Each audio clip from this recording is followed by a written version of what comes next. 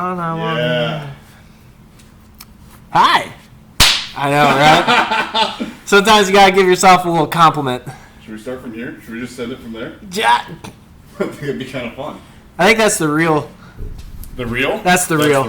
That's the real. I like it. Even though it's not a thigh. It counts. Yeah, glutes. I'm not wearing my shorts today, but I'm hoping people can kind of notice I still have thick thighs in my shorts. Dude, well, I mean, you're a thick boy, and it's thick boy season. So I'll try to tighten them around for everybody. We rolling? We're rolling. All right, wait. Time out. Oh, yeah. Good point. Woo! Oh, yeah, just... Cheers. Uh-oh, you better fix that. Oh, shoot. I'm actually kind of sad that you spilt it. I know. Well, I slurped it up. Hey, another like little slurping. In college, we would call it the Zamboni. Oh, gosh. If you, yeah. So if you like spill your beer, or you spill whatever, you gotta Zamboni it up. That's funny. The rules, yeah. That's funny. So. Welcome everybody to Guys with Thighs. What episode are we in? 4. We're on episode 4. Episode 4. And Happy New Year, y'all! Dude, I'm stoked because we have 2 back-to-back holiday episodes. I know, this is awesome. That's pretty cool. Early on. So I honestly never thought, because I was just like, hey, we're going to start this on December 1st. I didn't think it lined up like this. Even though that was Family Matters. And then we started Guys with Thighs a little bit later. Yeah. But, I'm happy. I'm excited. This is cool. It is pretty cool. I'm excited about it, too, because I think it allows us to have a little bit of a bigger impact kind of starting off with the podcast. Yeah. And just kind of building the community during a very developmental time for a lot of people. Yeah, I remember the reason that I wanted to do it on December 1st, I was like dead set. I'm like, hey, you want to do this? I was like, hey, man, like a lot of people are going to wait until January 1st. And I'm like, it's the start of December, and I wanted to start. I thought all of 2023 I was going to have a podcast. I failed on a podcast with my childhood pastor. Rediscovering your spiritual self. Didn't work because we ran into one issue, then we both got busy. So I was just like, fuck it. I've wanted to do this my entire 2023. Let's just do it. And we sent it. We're figuring it out. We didn't even have these mics. I had them in the car. I just didn't realize, But we're getting better every time, I think. I think so, too. I got some good feedback on that last one. That's good. And speaking of that, whoever comments, well, not whoever, because I don't have that many, but we're going to pick one commenter from this episode, and we are going to send them a camo can. This was a limited release Orange Sunrise, right? I think we had 11,000 cans, or I think it was 11,000 cans total. 11,000 cans total as of right now. Yep. From what I'm aware, that's all that's going to be made at the moment. Yeah. Ever. That we as a company have planned. Yeah. We did this as a limited release for you guys. I was actually lucky enough to get them for Christmas. That's My awesome. mom surprised me. She gave me 2 packs for Christmas, and now I'm just like, you get a can. You get a can. I'm drinking a can. It's just such a badass can, especially obviously we have so many people in our community that are hunters. Yep. We have so many people in our community that are veterans or active duty. Mm-hmm. So I'm actually drinking a normal Orange Sunrise right now. This is one of my favorite flavors. That's my OG. I would say my favorites are, actually, I'm going to go with this as my favorite. Is it? I would say this is my favorite. Yeah. In any time of year it hits, especially summer, when you wake up in the morning. Dude, there's nothing like, first off, hearing that, it's just different for our cans. I don't know if it's the look or what. However, it's the 200 milligrams of caffeine, but it's that nice, smooth energy with no crash. I haven't had a crash yet, not on these ones. No. Compared to like the extra loaded caffeine ones and the sugar filled. Yeah. But, so, getting back to it, if you comment on this post, you are entered to win an opportunity to win that beautiful Orange Sunrise right there. Yeah, you gotta want that. You gotta have a good comment for that. Yeah, that's a big win, buddy. I might even comment. I'm not gonna win, but I'm gonna comment for. I'm gonna let you choose though. Oh, really? Yeah, buddy. Wow. All right, you guys better impress me with these. Tell me you can still see my thighs through my jeans. Apparently, he has a confidence issue. A little second guessing himself. Yeah. I see how, for something. bro. I see how vascular you are. It's insane. Just my quads. Just your quads and your calves, and when you did arms yesterday. Dude, I had a good pump. Yeah, you did. I was pretty. And then we went and mashed at that holiday party. Yeah, maybe overmashed. I was the monster. Feeling a little lethargic afterwards. I may have gone back home. Taking like a 45. Did you really? Nap. Yeah, I had to lay down for a minute. Yeah, I already told you. Like, I stuck around a little bit, got all my reading, got my goal setting done for the new year, and then I was just like, I got home at like 6:30, and I was just like, shutting down engines. I was just like, yeah, buddy, we ain't going nowhere. Obviously I tracked everything. Yeah. I post-tracked it. I should have preemptively tracked it. I'm glad I had GDA. So for those of you guys who don't know, GDA is one of our glucose disposal agents. What it basically does is it tries to help get rid of some of the blood sugar that you have when you eat a lot of carbs. Mm-hmm. So I had... It allows it to store as glucose in energy-wise instead of going to the fat cells, right? Yeah, try to shuttle it to the muscle tissue, shuttle it to places that need it, your liver, your muscles, things like that. Okay. And anyway, we can go into GDA. I would love to actually talk about. We can go into GDA. Yeah, another day. It's a tool in the toolkit that you can use to get after your New Year's goals, which I hope all of you have. Absolutely, but I was glad I took it because after post tracking it, I had 175 grams of carbs. What was it? Was it the bun that came with the pork, or was it the cookies? It was a mixture. Oh, okay. All right. Obviously the buns, because I had 2 buns, because I had 2 sandwiches. Because you're a thick motherfucker. Yeah, dude. I only had 1. I had 2 sandwiches. I had 2 servings of mac and cheese. Oh, I forgot about the mac servings. And cheese. Yep. So the combination of the mac and cheese, the buns, and then I had some cookies after. Yeah, it was a lot of carbs, which I made it fit for the day. It was really good, though. It was really good. And it was a Christmas party. It was a holiday party. Exactly. And the best part is that throughout December, I know you've been making it a priority to track your proteins, fats, and carbs, macronutrients. Trying to stay as lean as I can in my massing phase. Right? So, because you had, 3 Christmas parties your entire December? 4? I think I had 3. Okay, so 3 Christmas parties, which means 3 meals out of your entire month of December. How many meals do you eat a day? At least 5 to 6. Okay, cool. 3 meals is not going to kill you. No. Right? And look at you. You're right here. And I didn't spill over my calories yesterday. I made sure everything still fit. Yep. So hit my protein goal. Calories still fit. Previously, so you're able to take here, move to here, do this, do that, and make it work. Exactly. Because we're not going to be perfect. No. And even if I did spill over, if that's one of the meals that I spilled over in the month of December. Yep.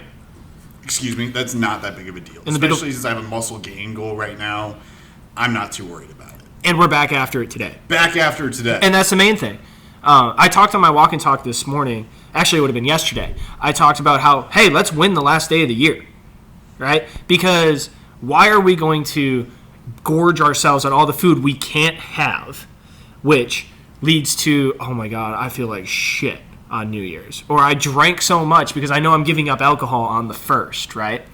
And that leads into kind of what we're going to talk about today. My thing's what to avoid when it comes to the new year. Yeah. I would say that from a fitness standpoint, a just regular day-to-day life standpoint, I primarily have things. I took some notes here just so that way I can actually stay organized. Here. We're gonna bounce back. Oh, dude, we're bouncing back and forth. So we're rolling. I like that. Yeah. But most of this is fitness content, or not content, but I guess fitness related. However, I'm also would be more than happy to spill over into just regular day-to-day life things, kind of like the psychological component. I honestly think they go hand in hand. I would too, because they relate very well together. I'm a big believer in the phrase, there's no work-life balance, there's just life. And that goes into fitness too. There's no relationship with fitness or food, it's just a part of life. And, I guess, yes, there is a relationship with fitness and food. Some people have a better relationship with it, some people have worse, so maybe that's a poor way to describe it. However, at the end of the day, it becomes a lifestyle. And it becomes something that you need to incorporate daily, or at least pretty frequently. Well, along those lines I heard I can't remember who said it. It was one of my coaches. But he's like, we don't diet and exercise. We train and have nutrition. Yes. Right? So if we're training for a specific goal, we are going to have specific nutritional goals along with it. If we are training for mass gaining, we are going to have certain nutrition goals to go along with it. You're not dieting and exercising. You are training for life. Yes. You are training and then eating, having your proper nutrition, specifically proteins, fats, and carbs for the most part, for the life that you want.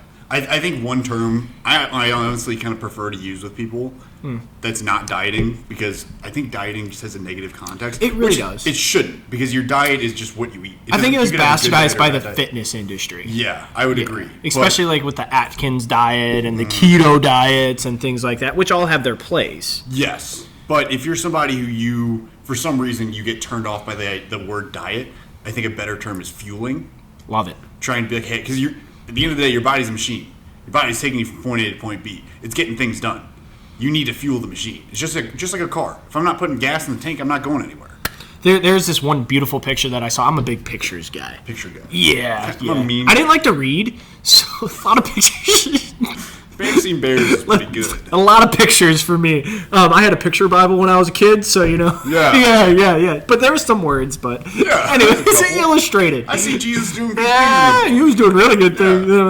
Yeah. But so getting back on track here. Oh God, where was I? We're talking about not the picture book. We're talking about fueling the machine. Oh, beautiful. There's this wonderful picture that shows the intestines, right? And it showed, it was like a factory. And when it had two of them, the first person was eating broccoli, was eating chicken, was eating beef, all that good stuff. And it was like foreman with a clipboard, just kind of checking it off. Everything was running smooth. It was great. And then it had the second picture of people eating crap, eating McDonald's, eating Snickers. And it was like, it had like 10 people like putting out fires and like trying to scrub, and it was grease coming down all of the intestines. And I thought it was such a great visual representation of like when you're eating clean and fueling your body compared to when you're not. Yeah, I think that's... It's just like your body's in panic mode all the time. You feel so much better when you're eating clean food. Even if you're eating, like hitting your calorie goal, hitting your protein goal, when you're eating less processed foods, you're eating things that have a higher density in micronutrients. You know, basically foods that have more vitamins and minerals, foods that are, you know, not going to be... Usually what I look for, if you're looking for a food that's less processed, if it's only wrapped once, it's probably going to be less processed. So things like, you know, obviously fruits, vegetables, but, you know, a lot of breads are usually less processed. Some of them are very heavily processed. But when you see something that's like, it's wrapped and then it's also inside of a box, fruit snacks, a lot of cookies, things of that nature, it's probably a pretty highly processed food. And you can also look at the ingredients label, and if there's more than like 4 or 5 ingredients in something, that it's becoming gradually more processed. So I would say a good guideline, especially for somebody who's kind of trying to get into things, if you can make 80% of your food relatively clean, especially if you're just getting started out, you're in a really good spot. I agree. If you want that other 20% to be like a treat, you know, that's kind of how, for me, it's been more like 85% to 90% recently, because, you know, when I'm in a mass gaining phase, it can be really hard to eat that much food, and which for me it's not that challenging, but I also have a pretty bad sweet tooth. Just because you've seen, and you've been doing this a long time. I have been doing this for a long time. Sully's seen me eat. Sully knows that I'm a big eater. I'm a big boy. We both like to put it away. But for most people, if you're struggling to try to stay strict with, I'm eating chicken, broccoli, rice, my bananas, pineapple, like all these foods that I find very delicious, but sometimes you're just like, dude, this is getting bland, it's getting boring. Adding a little spice every now and then is not terrible. Dude, time out. So I hope... I remember one time when I was in Germany, my friend was cooking for us, right? Okay. And I had the biggest white boy moment there ever was. Dude, so my friend's cooking fajitas, right? And I'm telling you what, these fajitas tasted amazing. And I'm like, dude, what did you do? He's like, well, I used the fajita packet and like a couple other things, right? And he's just like, how do you season your chicken? You season chicken? And I was just like, with condiments? Oh my god, dude. That's so bad. That's so bad. So people, don't be like me, especially when I was younger. Oh my gosh. That was 2019. It was great. It was when I was getting my eyes fixed in Ramstein. But guys, don't be like me. It's okay to season your food. In fact, I know a lot of other ethnic groups other than our Caucasian brethren yell at us / laugh at us because we don't season our food. So don't be like me. You can season your food healthily, and you don't have to rely on condiments, which most of the time aren't healthy. Yeah. Depending on what it is. Yeah. And there's tons of recipes out there. There's Pinterest. We have recipes on the First Form app. There are tons of recipes out there that you can enjoy and actually season your food. Even you and I, both on our Instagrams, have some recipes that people can follow. And just easy to follow things. Like, go check out Culinary School over on... Speaking Sully's of, page. that was another failed project that I didn't keep up with in 2023. You still had a lot of good stuff. I did have a lot of good stuff, and I'm looking to bring it back, but it's going to look different. I like that. Yes, it was very professionally done, and that's because I was working with somebody who no longer works at HQ, so therefore then we got separated, right? And I didn't look at what was sustainable, and I think that's a big thing that we need to talk about, that we have to look at something that is sustainable throughout the entire year. Because we're not trying to make this a flash-in-the-pan kind of year, right? Or a flash-in-the-pan, hey, we're going to do this, then we're going to fail, and we're going to feel bad about ourselves. How would you suggest setting goals? Let's go on the physical side of things, right? Yeah. How would you suggest kind of laying the framework for the entire year compared to just like, I'm going to do this for 2 months for the challenge, and then I'm going to fall off? I would say, first and foremost, with any goal, making it into a SMART goal. So that way it's not just like... Tell us more. So a lot of people will just make a goal and just be like, hey, my goal for 2024, lose weight. That's cool. That's good. I'm really glad you want to lose some weight, but let's try to make it a little bit more specific. Yeah. You know, so measurable. So to lay out what a SMART goal is, sorry, we have basically like these 5 little criteria that you want to make your goal like fill into. So you have it all matches this acronym SMART. So you have specific, measurable, attainable. The R kind of goes, like a lot of people say it's realistic. I like to say relevant also. And then timely or time bound. Yeah. So what that basically means, specific, instead of I want to lose weight or I want to lose body fat, how much body fat do you want to lose? When, like, I want to lose 20 pounds of body fat in 2024, right? Okay, that's specific. Perfect. How are you going to measure it? So now we know, okay, it's also, by saying 20 pounds, it's also a measurable unit. So I can be like, okay, I'm going to use a mixture of trying to get on the scale and then also maybe use, I don't know, you can use the in-body scan. If you live in St. Louis, you can go to the S2 and you can get on the in-body. There's buoyancy tests. There's a bunch of different things. DEXA There's calibers. There's a bunch of different things that you can tests. measure it by. The main thing is that it's the same. Yeah, and you want to make sure you're going into those testing things in the same condition every single time. Same condition and the same time of day. Like, I guess that goes in the same condition. Yeah. But you don't go from a DEXA scan to the calipers. Yes. You want the measurement that you are using to stay the same. Yes. Cool. Let's go to attainable. So attainable, this goal is something that you can realistically do. So wait. I can't lose 180 pounds in 2024? I would say that would be very challenging for the vast majority. That is a great way to dance around that. Yes, I concur. Yeah. You know, I'm not saying it could not be done. It very well could be done. But let's do this healthy. Yes. And let's make an attainable goal so that it's stepping stones, because we're doing this for our entire life. It's a lifestyle. And we're not doing it just for this year or just for these 2 months. Most people are not David Goggins running around losing 100 pounds in 3 months. You know, correct. That's okay. That's okay. I'm not like that either. That was his story. You know?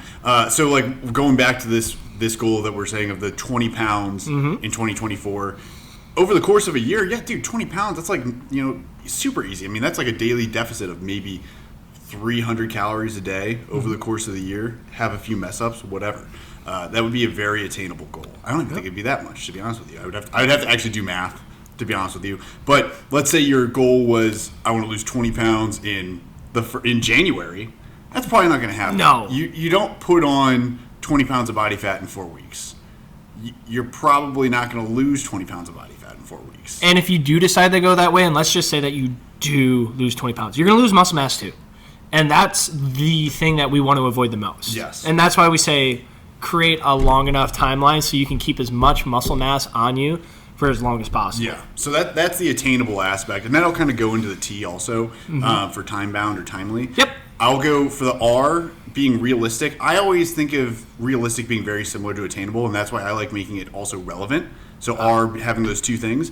If I'm happy with how I look, if I'm happy with, you know, I don't have any really big reason to lose 20 pounds of body fat, why am I trying to do that? Why is that my SMART goal?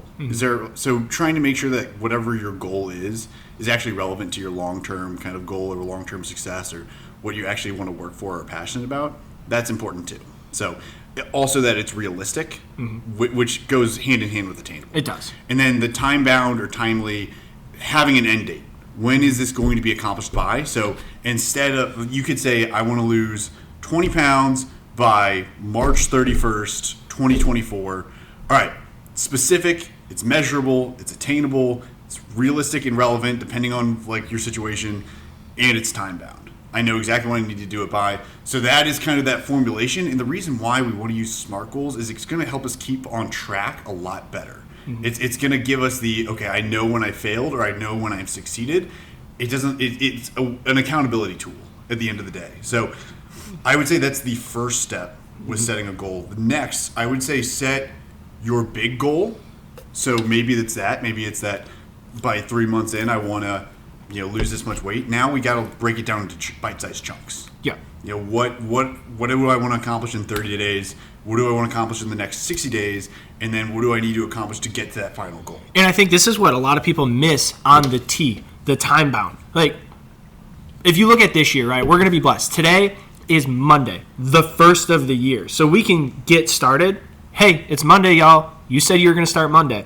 We have Monday and January 1st. Yeah, double dipping. Yeah, and then now we have an entire year, right? But what you're talking about is building that scaffolding to, all right, now we have our quarters. Now we have our months. Now we have our check-in points, that time-bound point, and it comes down all the way down to the day, the week, the month, the quarters, the half year, the year. Yes. Right? And that's what you're talking about now, and it's using that time-bound mechanism to create those baby steps, those check-in points, to get you all the way back to the year and accomplish that goal that you've set. Because what happens if we don't do those check-ins? We don't hit those like little We think we're running the program, but maybe we're not on track and we have to make an adjustment. Maybe it's 60 days into our 90-day goal and I lost 4 pounds. I'm like, oh shit, I have another 16 to lose. Yep. So that's another big goal or another part of it. I would say the next probably biggest piece that very few people will do, identify any sort of obstacles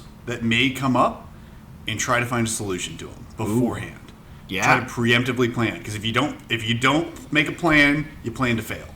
So the classic. But it's the truth. It is true. And when we don't try to plan around these obstacles, because they're going to come up. Everyone has a plan until they get punched in the face. Mike Tyson. Little Mike Tyson quote for you guys. But I mean, it's the reality. It's the nature of the beast. And the thing is that because you plan and you foresee these obstacles coming, then you can adjust your plan accordingly to stay on track. It's going to be much less of a like kick in the taint. Yeah, I didn't want to say the actual word, but it's going to be a much less of a kick downstairs when you actually are foreseeing this obstacle coming. Yes. So I have a goal that we talked about yesterday that is coming up in April, and I know one of the big things is I'm going to be really hungry. Tell the folks what it is. All right, I'll tell everybody. That's right. I'm going to do my first bodybuilding show this year. Planning on doing classic physique. I'm really excited about it. I was this is actually a failed goal of mine from this year. Was I was going to do my first show this year. Yeah. And then with just a lot of like life stuff. Everyone always says there's like certain things you need in line in order to compete, which I would agree with. I agree.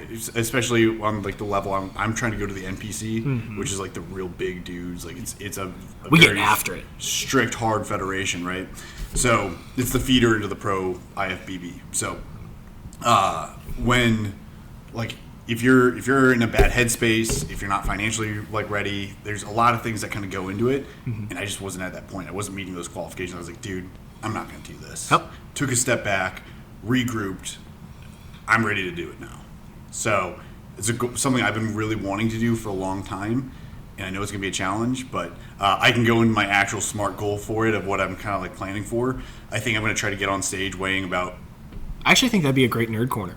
That would be a really good nerd corner. Yeah, like just let you nerd out for 20 minutes. I'd be down for it. Yeah, let's try to talk about that next week. Okay, or we'll do. Yeah, when I have we'll get it set up. But God, where were we going with this before? Talking about goals, timelines. You were talking about how you have to build in checkpoints. Yes, that's where you were. Yeah. Okay. I kind of lost my train of thought. Do you want to just kind of go into our things for like goals in this year? I kind of wanted to talk about like things to do if you're starting with if you're somebody who's been in the gym for a little bit. We know there's going to be a huge influx of people coming into the gym soon. Yeah. So if it's cool with you, I have 3 things that I wanted to talk about, and then we can kind of talk about. Yeah. So let's get to that. Can I start with mine first? Yes, absolutely. Sorry. Y'all, there's going to be a lot of people coming into the gym, and you should welcome that. It might be annoying at first, but you have to realize that these are people that want to change their life. And I don't know if this is something you're touching on, but I'm so passionate about this because I've seen the videos, y'all. I've seen the people being like, look at this person. Well, that might be the reason the person stops trying to change their life. That might be the reason that this person goes home and it was just like, well, nobody wants me there anyways. Don't be that person. Okay. Beyond that, how many people are going to watch that and then think, "Oh shit, people are judging each other"? Yeah, exactly. That is the epitome, the definition of the toxic gym culture. Yeah. And that's what we want to get away from, right?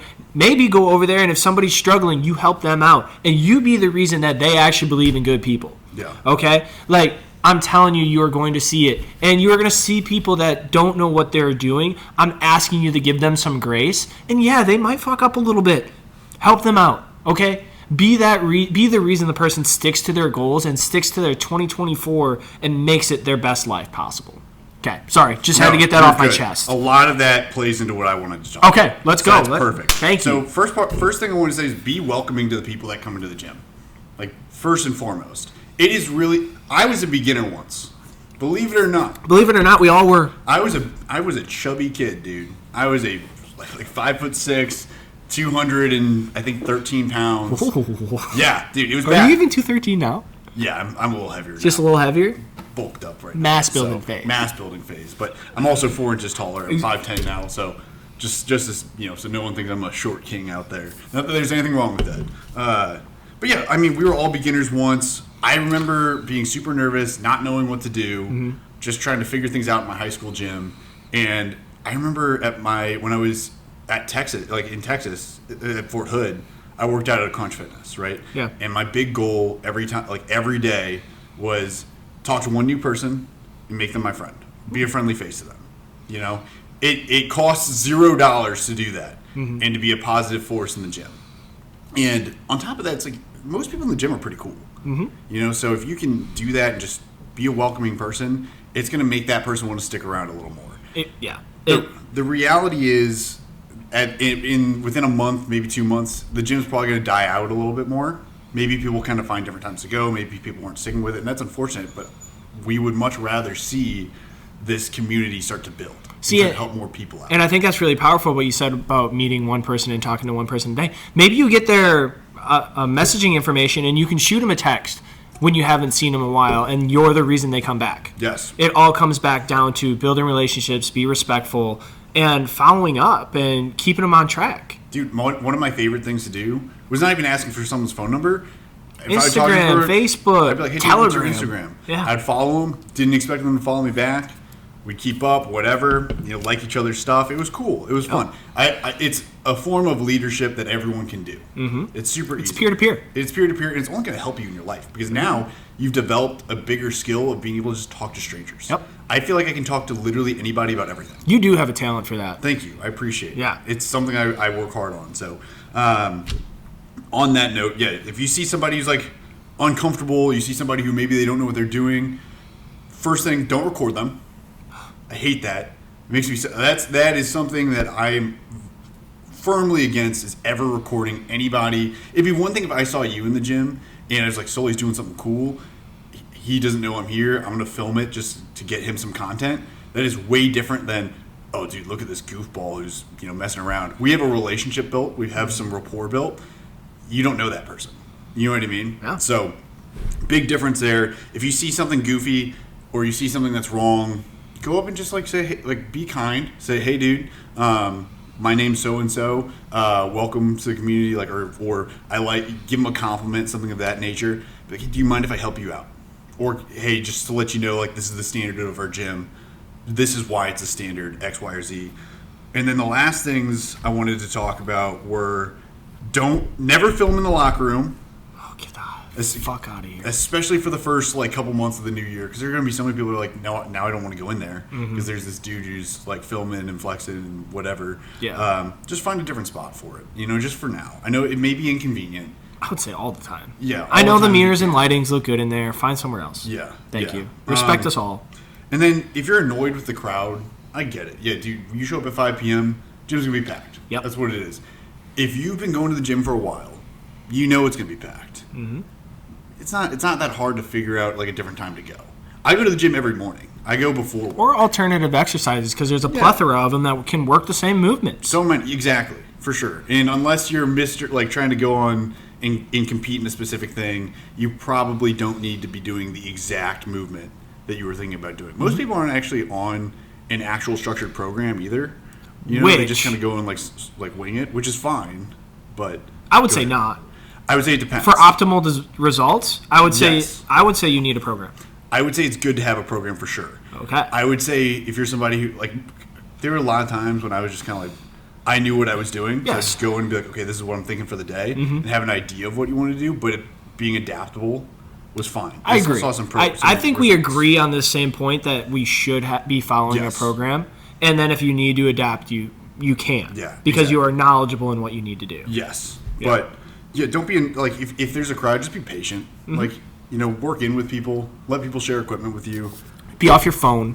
Don't work thumbs, especially when it's busy. Exactly. So those are my big points for people that have been in the gym for a little while. For new gym members, first thing I want to say is remember, no one's there to judge you. People are there. Like at the end of the day, 90% of the people in the gym. I would say it's more like 99. Probably 99. Like realistically, we all just want to see each other get better, or fight some demons, or just all the above. Work out. Even if people are like, I just literally just care about showing up, trying to look good naked. Yep. That's okay. But the only people that are going to be judging you or trying to be a jerk have such low self-esteem and insecurities. Don't let them bother you. Or they're 19 or 18 or 15 and they don't know any better yet. Yeah. Life hasn't hit them in the face yet. No. And it will. You have goals. Don't let that distract you. Because guess what? At the end of the year, you're going to have a lot more knowledge. You're going to be doing really well with it. You're going to be kicking butt. You're going to be looking good. And no one's going to be judging you then. And I would love to piggyback off that just a little bit here. Please. Is don't be afraid to ask for help. That was actually my next point. Was it? Don't be afraid to ask questions. That's what I have here. Beautiful. Yeah. So it could be somebody from the gym staff. It could be one of the OGs at the gym. You can tell pretty quick who has been at the gym a lot, who is open to helping you. And newsflash, majority of people at the gym are open to helping you if you ask for help. But you don't have to go on this alone. You can watch YouTube. That helps too. Yeah. You can Google a couple of exercises. But in the gym, you can ask people for help, and they will help you. If you download the First Form app, it's a really great tool because there's so many just programs that are already in the app that are solid programs. It'll show you exactly the exercise, how to do it in a little video. It's a phenomenal tool. So it's actually one of the best things about the First Form app. Yeah. I think second to the macro tracking, personally. Let's link that in the bio. I will. Link this in the description. There's no doubt. Cool. So, also with that, if you're wondering who do I ask, dude, biggest dude in the gym, most jacked dude you see. He'll be the nicest. He will probably he or she will probably be the nicest person in the gym. 90% of the time. Just don't go up to them when they're trying to deadlift 500 pounds. Yeah. Don't interrupt their groove, but just be hey man. And once again, disarm them with a compliment if need be. My favorite one in the gym is hey, I like your shoes. But if it's a big jack dude, be like, dude, your biceps are sick. I remember this dude at my old gym. His name was Brock. He craziest shoulders I've ever seen in my life, in person at least. I literally just went up to him and was like, dude, your shoulders are insane. How did you start developing your shoulders so well?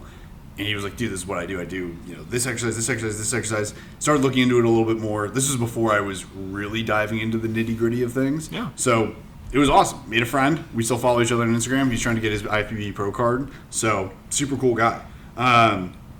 Once again, I'm going to go with don't be discouraged by the crowd. We're making a point here for a reason. Yes. There will be a crowd. There will be a lot of people. Don't be discouraged by the crowd. Don't be discouraged by the crowd. It may be hard to find space at times. That's okay. If you're going right after work, if you're going at 5 p.m., that's probably when it's going to be the most crowded. There's so many other times you can go to the gym. I used to go in the military. I'd go on my lunch break a lot. I would go before work. I would go a little bit later. I found a 24-hour fitness specifically for this reason. That's great. Yeah, and just for that early morning access, you're going to have a pretty cool early morning crowd. And that's actually the best time to get to know people. And because it's a little less busy, to talk to people a little bit more and find some knowledge from other people. But also it's less busy. And because most people don't want to get up that early, especially the hours we're going to. Yeah, So for sure. There's always a way to avoid the crowd to the best of your ability. I would agree. Do you want to talk about some fitness trends to avoid? Maybe some things to follow and then some things to avoid. Well, we already talked about the main one that was grinding my gears, and that's recording people, especially without their knowledge. After you build rapport, I would actually, like, if I came up to Derek and I was just like, hey, dude, I'm going to record your next set. I want to show you something. He's going to be very receptive to that if we have that relationship already, right? Because he'll be like, oh, cool, I want to get better, or I want to be like, dude, I got to show you this because it's awesome, right? And he'll be, because then we're getting you content, right? So that's my biggest one. What's your biggest one? So outside of what we shared, actually, I want to start this on a positive note. I want to Okay, say some things that are nice. Some things that I would encourage people to do, especially if you're a new person in the gym, is, don't go super overboard with things. Just, maybe split your exercises up, being like, hey, I'm going to do about 70% of my workout being somewhat weight training, and then about 30% being something like maybe cardio. And that cardio doesn't have to be anything wild. It can be walking on the treadmill. It can be the elliptical. It can be whatever. If you have an hour, you can split it up like, hey, 40 minutes of weightlifting, 20 minutes of cardio, something of that nature. That's really close. It's like, what, 66% split? So that's pretty darn close. But, you don't need to be doing tons and tons of exercises. I would say, especially if you're new, doing 2 to 4 sets of maybe 3 exercises, great start. And you don't have to always push to failure. You can push to, 2 reps away from failure or something like that. Reps in reserve. Reps in reserve, yeah. So if you have, basically if I was I could not hit an extra rep if I did 5, that would be like, that's my failure rep. But if I could, like, let's say I could hit 7 and I stopped at 5 because I could have done those 2 extra reps, that'd be like your reps in reserve for people who don't understand that. And with that, we're not saying don't go hard, don't go aggressive in the gym.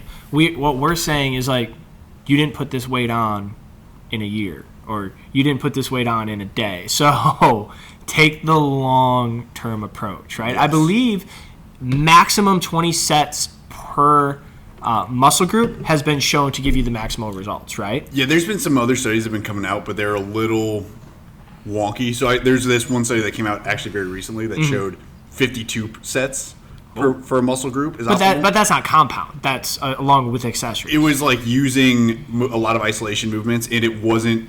It was basically like the way they did the study was, I think it was for their quads, and they weren't really training anything else. Of course. So their recovery was a lot better because they were only hitting one muscle group. So that made a little bit more sense. Yeah.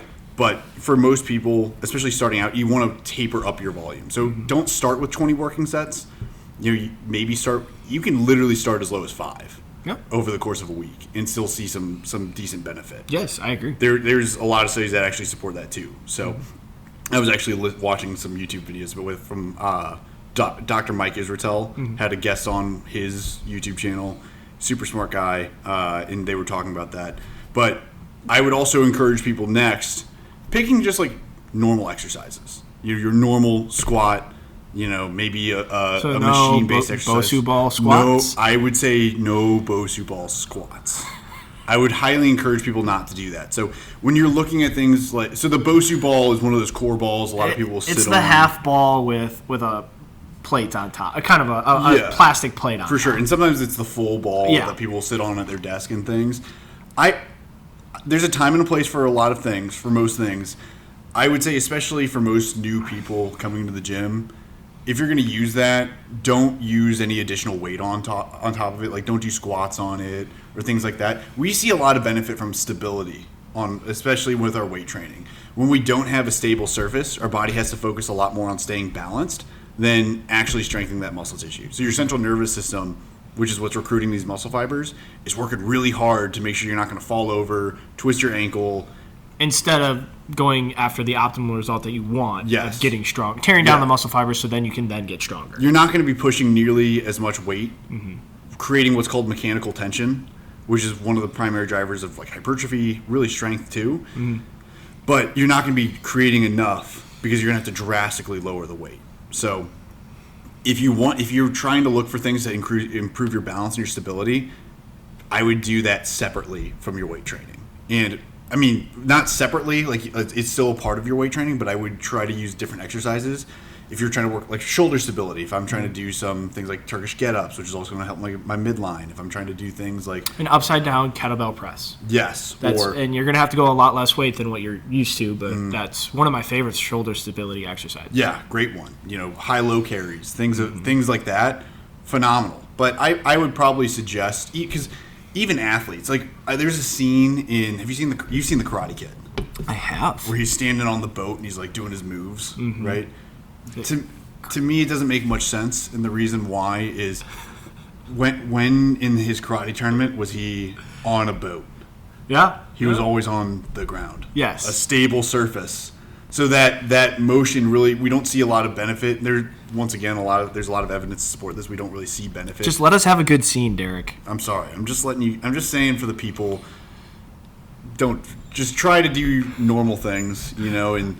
Find a few exercises that you really enjoy, that the coordination aspect's not going to be too challenging coming into it. And then over time, if you want to challenge yourself and find something else, that's okay. I would just recommend not doing something like that feels like you're standing on a marshmallow. I like it. Hey, can I jump in here? Yeah. Unless you have a specific goal for like a marathon or a long distance race, you do not have to do an hour of cardio every single day. Like specifically go to the gym and do cardio, I would say that is actually a complete waste of time, unless you're training for a specific goal. I want the people that I work with personally, because we're taking the long view, I want you to increase your NEAT outside of the gym, right? Can you explain NEAT for the people? Non-exercise activity thermogenesis. Right? So basically, it's the amount of steps or movement you're getting in outside of your specific exercise time. Yeah, the calories you're burning, the things you're doing that's expending energy that's not working out. And that is like, you ever heard of the adage when you park further away because you're burning more calories that way? That's NEAT. You go to the further bathroom away because you're walking a little bit further. That is NEAT. And I want you to increase those because it'll just benefit you more than going to the gym, this grinds my gears. Walking on a fucking treadmill in the gym when you specifically drove there. Guys, there's a road. I'm sorry. Go outside. It's cold. I know. I walk in it every fucking morning. Okay, I get it. You can put on another layer. I know it's not exactly enjoyable. But in the summer, I see people that drive to the gym or drive to the gym to walk on a treadmill. Are you kidding me? Get outside. You're going to enjoy it. Then you can put on a rucksack, and you're going to enjoy it. You can take the picture of the sunset or sunrise. You can enjoy it. You can take your dogs. Y'all, sorry, that one grinds my gears. No, I understand that. I would say, if you don't mind me giving a little caveat. Yeah. For some people, if it's like, hey, dude, it's icy or whatever, or I just don't get my heart rate up high enough just walking outside, using the treadmill is not a bad thing. Like, I do a lot of times when I'm walking on the treadmill. It's every day. I put on an incline. Yeah. It allows me to be constantly walking uphill, get my heart rate up a little bit. But a lot of us don't have an hour or 2 hours to go to the gym. No. And that's what I kind of want to get to is you have to choose something that's sustainable. And if that's going to the gym to lift weights, which I actually would recommend, if you go to the gym to lift weights 3 to 5 times a week, but you only have an hour. I'm not going to tell you to do cardio every single day at the gym because that's just going to increase the amount of time that you would have to stay at the gym or decrease the amount of time that you can actually spend lifting, which, if you want proper recovery time, I don't think lines up with your overall goals. Yeah, I would say it kind of depends. It's going to kind of depend on your program a decent amount and also your experience level. Mm-hmm. Usually what the American College of Sports Medicine recommends for people for heart health, getting about 150 minutes of zone 2 cardio a week. And if you're doing more like high intensity things, it can come back down a little bit more. So now I think it's 90 minutes of more like zone 3 kind of more intense things. That's going to work your heart a little harder. You don't need as much of it. It's also more taxing. Yeah. So I would personally say it's like pretty dependent on like your situation, but yes, I see the point of if you only have an hour and you're trying to prioritize weight training. But I would also say most people don't need to weight train every day. Most I people agree. probably only need to weight train I would say 4 days out of the week. Yeah. You know? And for beginners, I would say Monday, Wednesday, Friday. Yeah. Start with a 3-day split, and then fill in, if you like doing cardio, you can fill in cardio on the other days. Yeah. Just to stay in that groove. For sure. Yeah. So I on top of that, that feeds into the cardio stuff. When the big trend that I don't ever see really dying is people doing HIIT. So HIIT is high intensity interval training.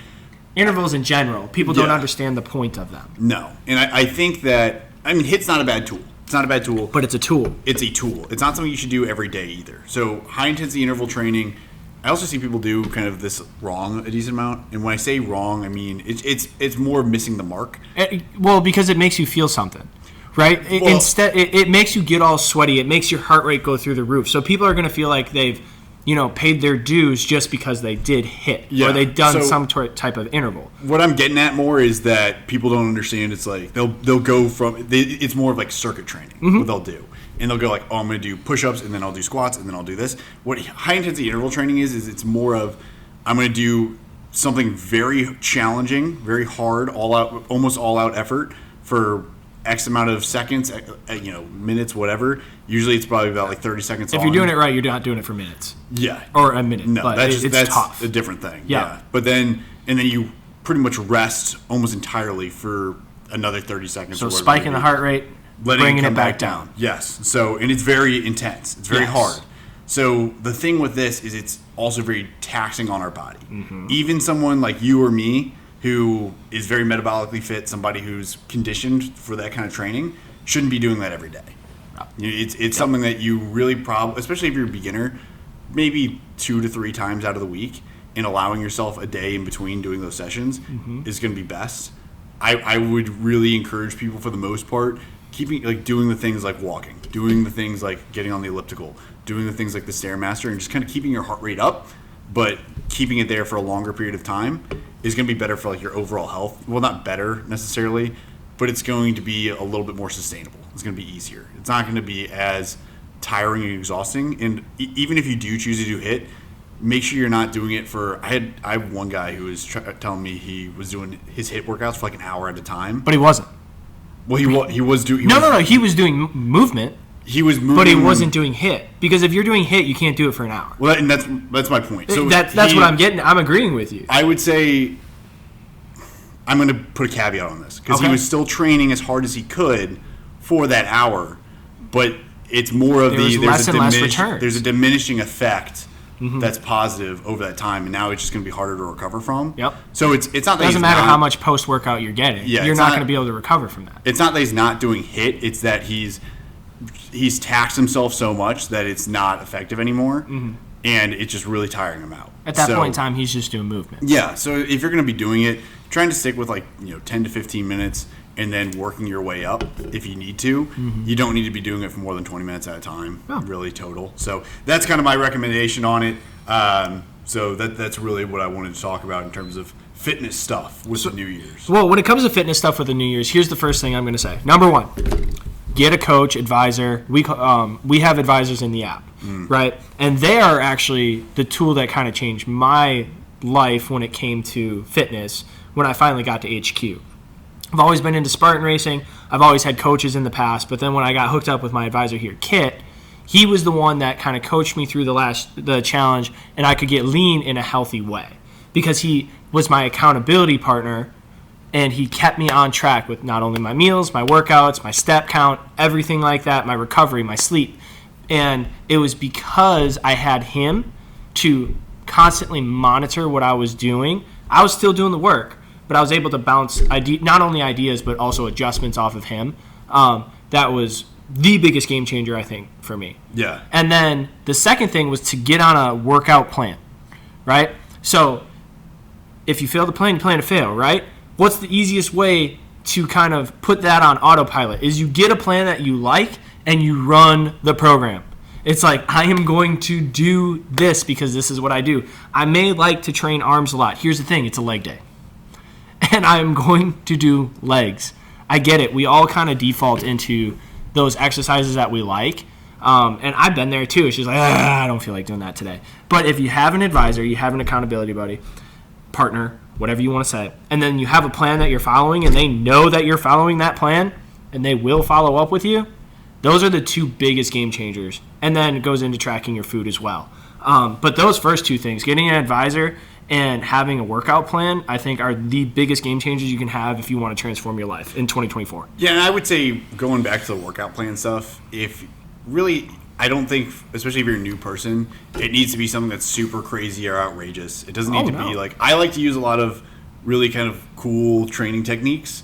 You don't need to be doing that, especially if you're new. Like, you don't need to understand things like we didn't start there. No, you don't need to be doing like the French contrast method. You don't need to be doing German volume training. You don't need to be doing CrossFit. You can. Yeah. But we didn't start there either. No, I would say going in and having like a basic split.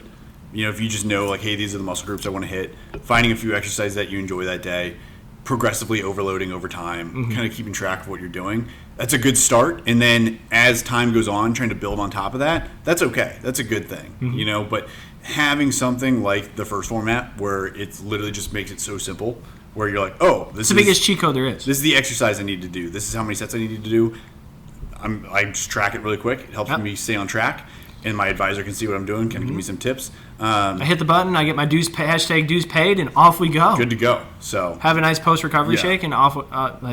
We're heading to the finish line for the day with a W. Yeah, but the big thing I'm trying to get after this is I want to make sure people know your plan that you have. Like, yes, have a plan. It doesn't need to be the world's most perfect, thought out, outstanding program. You don't need Brian Shaw's World's Strongest Man program. You need something that's just something to stick to. Yes. Yeah. So that's what I would say. That's really all the points I have on fitness, to be honest with you. Me too. We're going into this. Me too. I want to touch on one more thing. Please. And I think you're going to agree with this. Okay. You have to decide to do it. Yeah. You have to like I can say that I want to do this, I want to do that, I want to do this, I want to do that. Until I make that decision, I consciously make that choice every single day I wake up and then follow it with action, I'm not going to change. Like Sal talked about this. He's just like, showing up is really none of the battle. You have to be showing up with the drive and the motivation and taking that action. That's the battle part right there. And you need to be prepared going into it. Yes. Yeah. And a lot of people, I think, miss that because dreams and aspirations, they're awesome. They're really cool until something goes wrong. But on the days that some things go wrong, I can still decide that this is what I said I'm going to do, and I can still take action to the best of my ability that day to create the change and the outcome that I've always wanted. Yeah, and I'm going to also go into kind of piggybacking off that a little bit, but also going off of your point about having a coach or an advisor. So you could have the best coach or the best advisor in the world. You could have Hani Rambod, who is, Derek Lunsford, who just won the Open Mr. Olympia, Chris Bumstead, who just won the Classic Physique Mr. Olympia. Yep. This dude's coached the best bodybuilders in the world. He could be your coach. And if you aren't willing to put in the work and meet him meet him or her where they're at, it's not going to work. You know what I mean? Your coach isn't your babysitter. So just keep that in mind. Yes, they are someone who holds you accountable. You also need to hold yourself accountable too. And realize that when they are trying to, it's not an attack. Accountability is the ultimate way to show that you care about somebody. In my opinion. Or yourself. Yes. Yeah. If somebody is holding you accountable to something, it's not because they're trying to be a jerk. It's because they genuinely want you to succeed. They genuinely care about you. Yep. They want to make sure you're hitting your goals. I have asked you to hold me accountable to things plenty of times because I know that you're going to, and you're going to be not a jerk about it, but you're going to let me know when I fall short. And that's really important. So finding those people that can do that and not taking it as an attack, take it as, okay, you're right, I'm falling off, time to get back on track. I'm taking that personal accountability to be excellent. And it's cool that you can have that accountability fact with yourself, and it's a conscious choice every day. Yes. David Goggins talks about the accountability mirror, how every single day when he shaved his head, he looked at him. He's like, okay, did I lie to this person? Did I do what I said I was going to do? And then he would go take action to fix it, right? Yeah. And every single morning, you are blessed with the opportunity to open your eyes. Steve Harvey said it best one time. If you open your eyes, God is not done with you yet. Yeah. He has a bigger plan for you. So that means you have the conscious choice to then go after your dreams, go after all of those aspirations that you have, and to chase down your goals. But you have the choice. You can be great this day. And I think that's the biggest thing. Be great socks. Damn it, we missed it. But no, I think that's the biggest thing is like you have to decide that this is what you want, and then you have to go after it with everything you can for that day. Yes. And I think that's the biggest thing that a lot of people miss. It's cool to write stuff on the paper, but unless you create a plan and you have action steps, you have an accountability partner or an advisor or a coach, anything that you want to interchange that with, you will probably not accomplish it. You have to take that action. You have to make that choice and then go. Yeah. It's really that simple. It's that simple. Not easy. It's not easy. But it's simple. It's not easy. And sometimes your accountability partner is like, so Sully and I have decided we're going to be each other's accountability partners this year for a lot of things. There's sometimes we're probably going to be on each other. There's sometimes we're probably going to be really frustrated with each other. There's sometimes we're probably going to, like, I'm just, being frank, I'm sure you agree, but just take that moment. Take a moment, step back, drop your ego. Detach. I get it. I'm so bad about that. I'm so bad about dropping my ego at times. Oh, it's going to be great. In my head, and maybe I don't express it out loud or express it in the moment, but in my head, I'm like, I'm so mad. But I don't know if you feel the same way, but... Have you met me? But at the end, which makes sense. It's a flaw. When you're a type A person, a driven, hard-charging individual, it's kind of hard to. And, or even if you're not, even if you're somebody who's like, I'm more kind of relaxed, laid back, whatever, it's hard to drop your ego. It is. But that's why find somebody you trust, find somebody who's going to help you out. We're all going to get there. We're going to get there together. And honestly, one thing I would like to encourage for like some of the comments that we're asking people to do, I want to hear some people's goals this year. I want to hear what their kind of action steps are, what obstacles they're foreseeing, anything like that. What do you think? Oh, I 100% agree. I can't wait because I know some of you that are watching this have some big goals. And I want you to put them down there so then we can, come back to this episode and we can check in on you. Yeah. And Derek already talked about his. What you don't know is that I also got him to commit to a Spartan race in August in Hawaii. So if anybody wants that goal, you can join us. Comment below. I'll send you the information. We can get your ass signed up, and we can go to Hawaii together. The only thing is that if the sun's out, guns are out, right? Sky's out. Sky's out, thighs are out. So you better be fucking ready to go. Yeah, you better be a guy with thighs that day. Yeah. Or a lady with thighs. Yeah, and I'm telling you, like, having a goal like that, we're going to keep each other accountable. It's going to go to April. It's going to go to freaking August. And then we're going to take her home all the way through December and into 2025. Finish the year strong. Yes, we are. So once again, I want everybody not only to have a great New Year's, 2024 is going to be epic. It's going to be a good year. It's going to be freaking epic. Set your goals, make those choices, and execute. One last time, if you want a chance to win this, you have to comment on this episode. I would like it, Derek would like it, if you subscribed, and if you shared this to somebody that this might help. That's ultimately the purpose we want to do this for. Build a community, help more people out. The more people that we can help, the bigger this movement becomes, and the bigger this movement becomes, the more people we can help. So It's just like a circle. Yeah, it's going to be great. Yeah. Speaking of being great, you're going to be great. Yeah, you're going to be great too. Yeah, buddy. Be great today. Be great today. Thank you, everybody, for watching, and let's see those comments. Happy New Year. Happy New Year.